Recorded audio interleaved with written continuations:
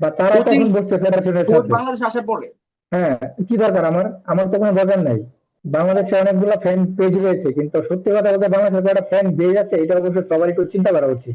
বাফুফের জবাবদিহিতার জায়গাটা রাখতে চান এবং যে কোনো ভুল হলে সেটা আপনারা ধরবেন। কখনো যে জিনিসটা আপনারা বলতে চেয়েছিলেন যে কখনো বাফুফের সঙ্গে সুর মিলিয়ে আপনারা চলবেন না। এই মুহূর্তে তো টমাস জুলিকে কোচ হিসেবে নিয়োগ দিয়েছে, মোটামুটি একটা নীতিগত জায়গায় এসেছে। আপনাদের আসলে চাওয়া পাওয়াটা কি থাকবে, যেটা রাফিক ইকবাল ভাই বলছিলেন যে আপনারা একটা তদন্ত কমিটি চান, আমরা মিজান ভাই আতিক ভাইয়ের কাছ থেকে শুনবো, আপনাদের ফ্যান বেস থেকে আপনারা কি বলবেন?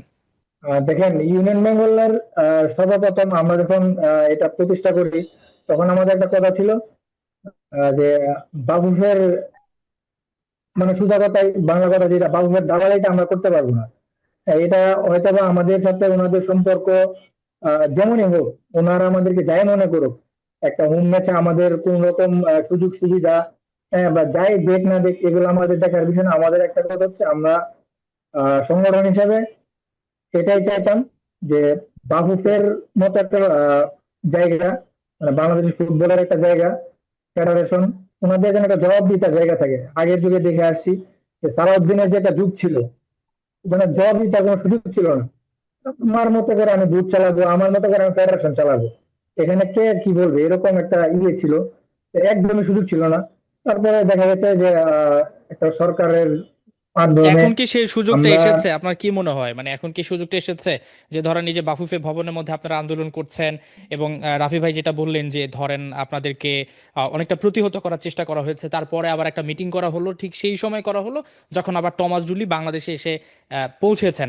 এই যে আন্দোলনটা, বা আপনাদের সঙ্গে তো আগেও বসতে পারতো, সেটা তো বসেনি, এবং গুটি কয়েকজনের সঙ্গে কেন বা বসলো? বাংলাদেশে তো অনেকগুলো ফ্যান পেজ রয়েছে। বাংলাদেশে অনেকগুলো ফ্যান পেজ রয়েছে, কিন্তু সত্যি কথা বলতে বাংলাদেশের একটা ফ্যান পেজ আছে, এটা অবশ্যই সবার একটু চিন্তা করা উচিত। এটা হচ্ছে সবথেকে বড় কথা। এখন আপনি আহ হাজার হাজার পেজ দেখবেন বাংলাদেশের ফুটবল নিয়ে কাজ করে, অনেক পেজ হুম। দেখবেন।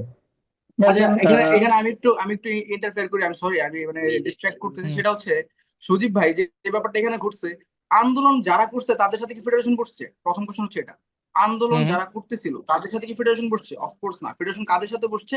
যারা গোল টেবিল পছন্দ করে, তারা মানে ইভেন এটাও বসে যারা আমরা গোল টেবিলে বিশ্বাসী। তো গোল টেবিলে যারা বসে তারা তো মুভমেন্ট করে নাই, তো তাদের সাথে বসে তো লাভ নাই। তারা কি বলছে যে আমরা আন্দোলনে ডাক এটাই। দিচ্ছি, আমরা কোচ নিয়ে এই কোচিং প্যানেলের হুম। হুম। স্বচ্ছতা নিয়ে ভুগতেছি?